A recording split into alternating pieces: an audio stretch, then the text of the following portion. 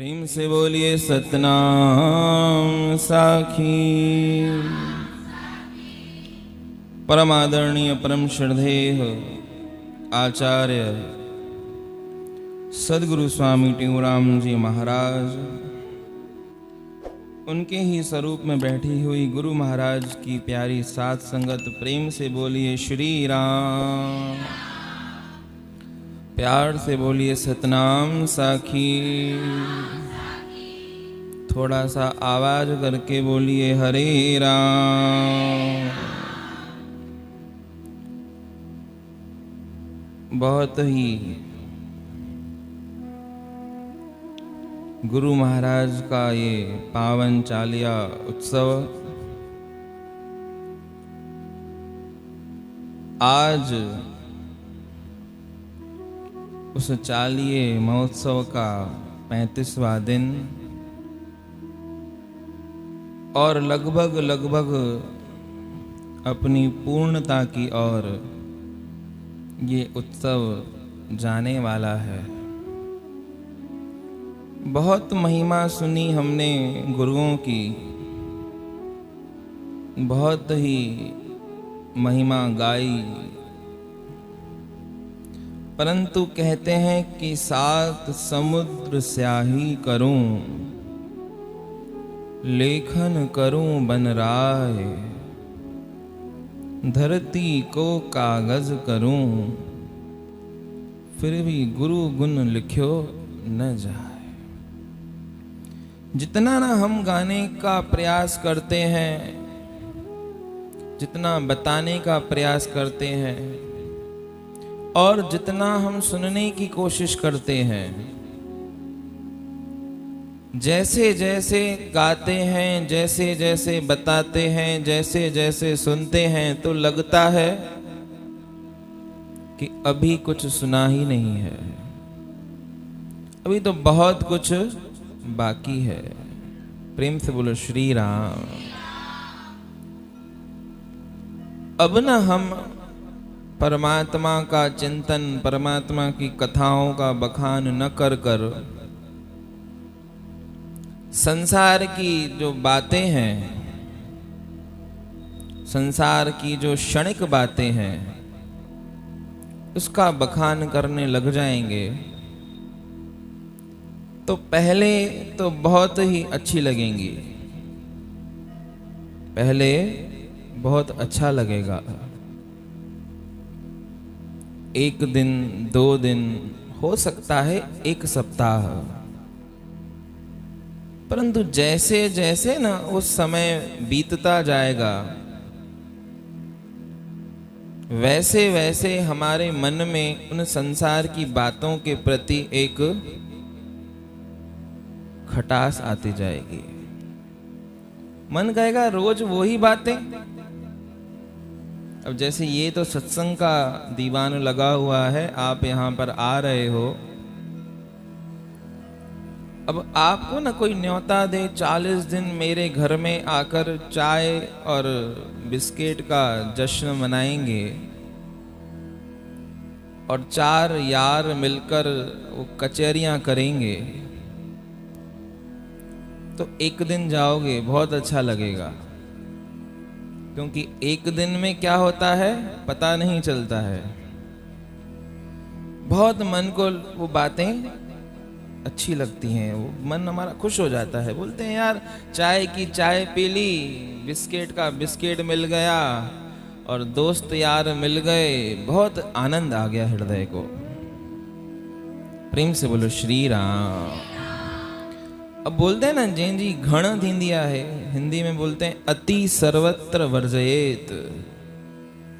संसार का सबसे बड़ा एक जो रूल है, संसार की समस्त बातों से उपरामता का ये सबसे बड़ा एक रूल है कि अति सर्वत्र वर्जयेत। संसार की किसी भी चीज की अति करोगे, वो आपको क्या देगी? दुख देगी। उसका परिणाम जो है ना, वो नाश की तरफ जाएगा। अब एक दिन तो वो बातें अच्छी लगी, 2 दिन अच्छी लगी, अब तीसरे दिन हुआ क्या कि जैसे ही वहां पहुंचे कोई ऐसा टॉपिक, कोई ऐसा वहां पर चल रहा था कि जिसमें हमने अपनी बुराई सुन ली। अब होता यही है, जो 4 यार मिलते हैं वो क्या करते हैं 5वें यार की, अब आपस में जब मिलते हो तो जो वहां पर नहीं होता है बात उसी की चलती है। जो 4 बैठे हैं ना उनके बारे में सब अच्छा अच्छा ही बोलेंगे, क्योंकि पता है कि सामने बैठे हैं। प्रेम से बोलो श्री राम।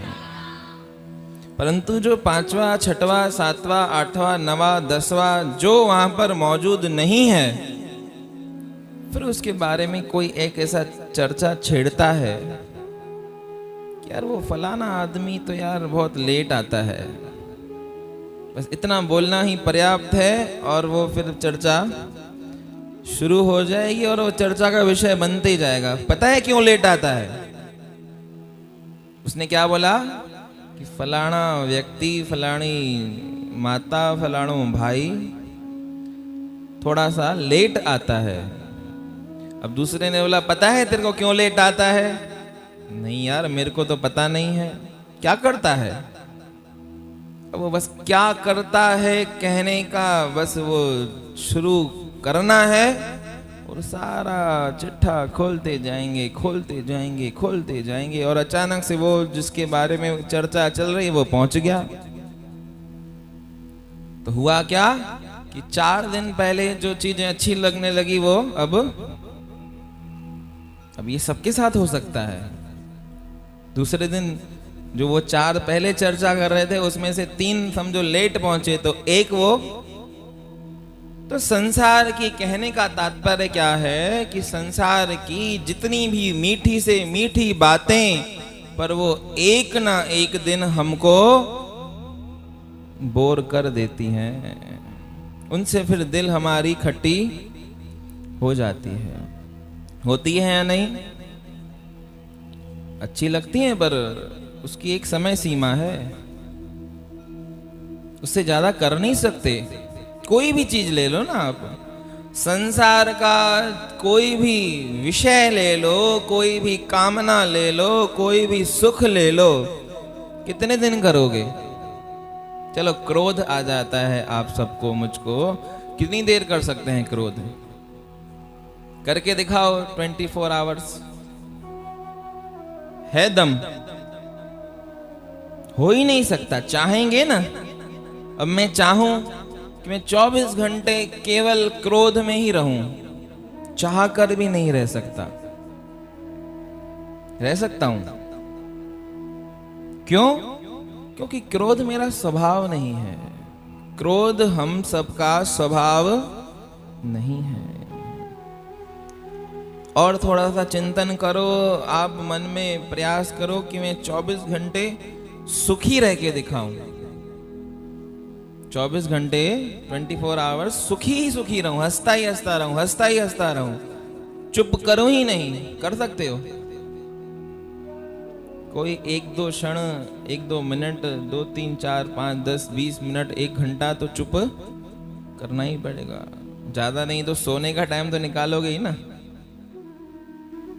ऐसे ही दुख, वो भी 24 घंटे नहीं रह सकता। कामनाओं से हम जो ग्रसित रहते हैं, तो वो कामनाएं की भी क्या 24 घंटे हम धारण कर सकते हैं क्या? मांगो, 24 घंटे मांगते ही रहो, मांगते ही रहो, मांगते ही रहो, ये भी चाहिए, ये भी चाहिए, ये भी चाहिए। मांग सकते हैं क्या? क्यों? क्योंकि मांगना हमारा स्वभाव नहीं है। प्रेम से बोलो श्री राम। परंतु ये सब प्रिय इसलिए लगता है क्योंकि हम अपने स्वभाव से भटक गए हैं। सदगुरु स्वामी टेऊराम जी महाराज, हमारे आचार्य श्री, उन्होंने अपनी ही अनुभव रूपी वाणी श्री प्रेम प्रकाश ग्रंथ में लिखा कि जब से अपना आप भुलाया, तब से तुमने बहु दुख पाया। भूल पड़े। पांच तत्व का पहने चोला, देख उसी को पड़ गया भोला। निज स्वरूपा नजर न आया, तब ते तुमने बहु दुख पाया। जब से अपना आप भुलाया, तब से तुमने बहु दुख पाया। तो भूल पड़े हम। जब जब हमने अपनी सत्यता का विस्मरण कर दिया, तब तब हमें सिवाय दुख के कुछ भी हासिल नहीं हुआ। तो क्या स्वरूप है हमारा? क्या भूल पड़े हम? तो गुरु महाराज जी बताते हैं कि तू साखी चेतन आही, ओ तू सबनी खां न्यारो। कुछ कहसा शामिल नाही। तो जानने वाले को जानो, देखने वाले को देखो, तो सारा खटका ही खत्म हो जाए। ये नहीं देखते हैं तभी ये सब खटका है। तो मांगना हमारी एक्चुअल में प्रवृत्ति है नहीं, पर हमने बना ली।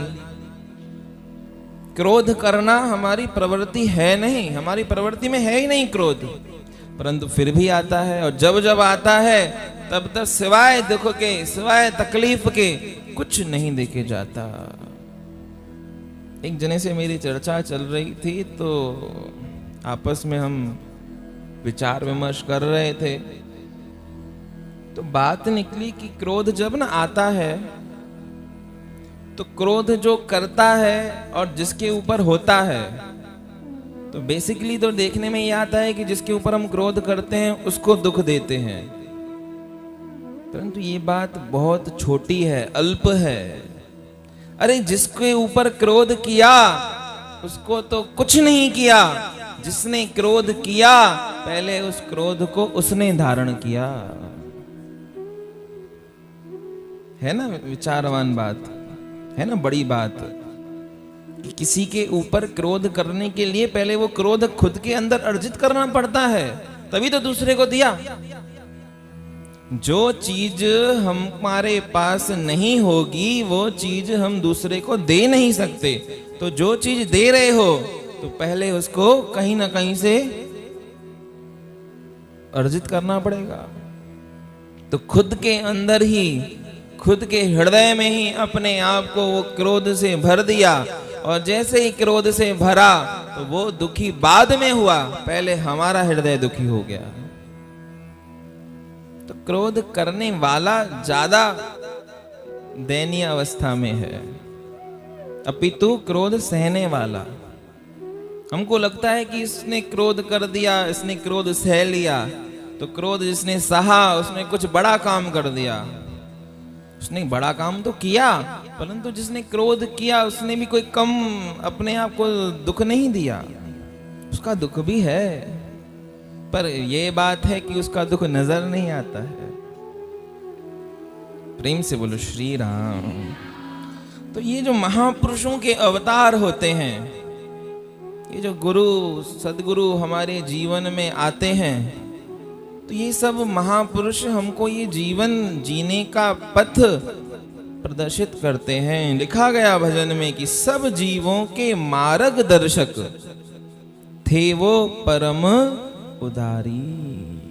कि इस जीवन में आकर इस जीवन को सुचारू रूप से कैसे चलाएं, ये जो मार्ग कैसे हम प्रदर्शित करें, कैसे प्रशस्त करें, ये जो बात है ये भी एक पूर्ण महापुरुष ही बता सकता है, बाकी संसार नहीं बताता है।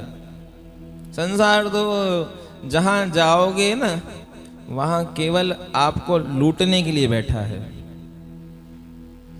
संसार का प्रत्येक व्यक्ति केवल अपने स्वार्थ से ही बंधा हुआ है।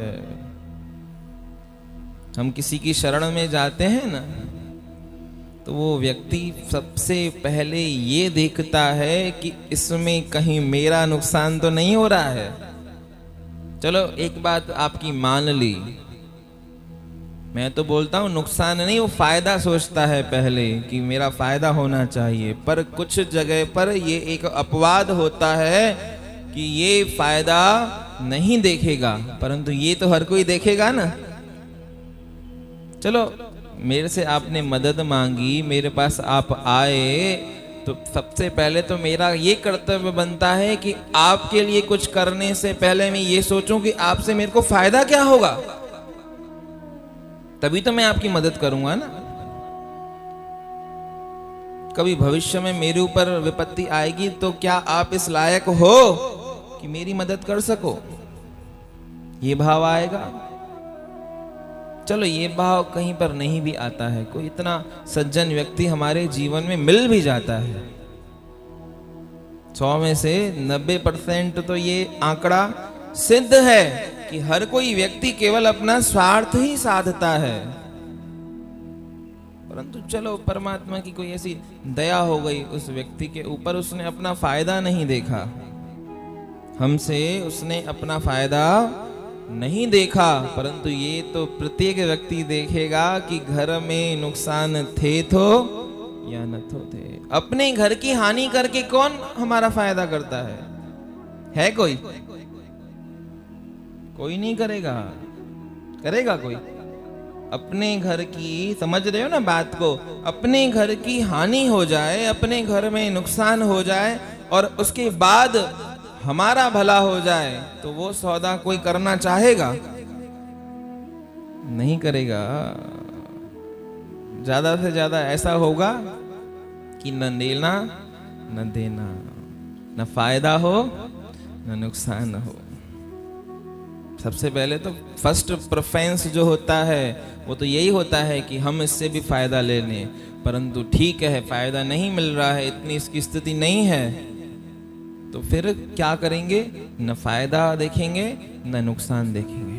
परंतु अपने घर का नुकसान हो जाए और उसका फायदा हो जाए, ये तो कोई कर ही नहीं सकता, विरले होते हैं। और जो ये करेगा वो फिर साधारण नहीं होगा। जिसने ने ये किया वो फिर साधारण नहीं होगा। आचार्य सदगुरु स्वामी टेऊराम जी महाराज, उनके जीवन में ये बात देखने को मिली कि अपने घर के बर्तनों को बेचकर भी संतों की सेवा से पीछे नहीं हटे। घर के बर्तनों को बेचना पड़ा, तनिक भी विचार नहीं किया। करते ना कि मेरे घर के बर्तन बिक जाएंगे, खाएंगे किसमें? पता है ना आपको, जीवन चरित्र का ये तो प्रसंग सबके सामने ही है कि अपने घर के बर्तनों को बेच दिया। प्रेम से बोलो सतनाम साखी, सतनाम साखी, सतनाम साखी। तो ये जो महापुरुषों का गुण है, ये उनको परम उदारी बनाता है। उदारी शब्द का अर्थ तो ये हुआ कि जो मिला वो बांट कर खाया, ये उदारता है। 10 रुपए कमाए, 5 रुपए गरीबों में बांटे, 5 रुपए मैंने खाए, ये हमारी उदारता है। प्रेम से बोलो श्री राम। पर महापुरुषों को लिखा गया कि महापुरुष उपकारी पर उपकारी, उपकारी पर उपकारी, उदारी परम उदारी। फर्क समझने की बात है कि 5 रुपए गरीबों को दिए, 5 मैंने खाए, 10 कमाए, तो मैं हो गया उदारी, वो मेरी उदारता है। परंतु अब जब कमाई 10 रुपए हैं और 15 देने पड़े तो जो देना है ना, खर्चा जो है वो कितना है? 15 रुपए। अब कमाए कितने हैं? 10। तो जो 10 कमाए, 5 अपने घर से उठाए, 15 करके गरीबों को दे दिए। ये जो लक्षण है ये महापुरुषों में होता है और इसी को बोलते हैं परम उदारी, पर उपकारी। ये सदगुरु स्वामी टेऊराम जी महाराज के जीवन में हमको देखने के लिए मिला। बोलो सतनाम साखी। थोड़ा प्यार से बोलो सतनाम साखी। तो इसलिए उनकी महिमा, इसीलिए ही उनका ये जन्म, ये इतने बड़े बड़े उत्सव मनाए जा रहे हैं। क्यों? क्योंकि उन्होंने अपने जीवन में कुछ ऐसा काम किया जो काम करने के लिए बड़े बड़े व्यक्ति, बड़े बड़े मनुष्यों को सोचना पड़ता है। हम आप ये सब नहीं कर सकते। घर में नुकसान करके कौन खिलाता है? कोई नहीं खिलाता है। ये तो पूर्ण महापुरुषों का ही काम है, जो वो घर में नुकसान देकर भी, अपने बर्तनों को बेचकर भी साधु सेवा, संत सेवा, अपनी वो परोपकारिता का जो वो दायित्व उठाया है, उससे कभी भी पीछे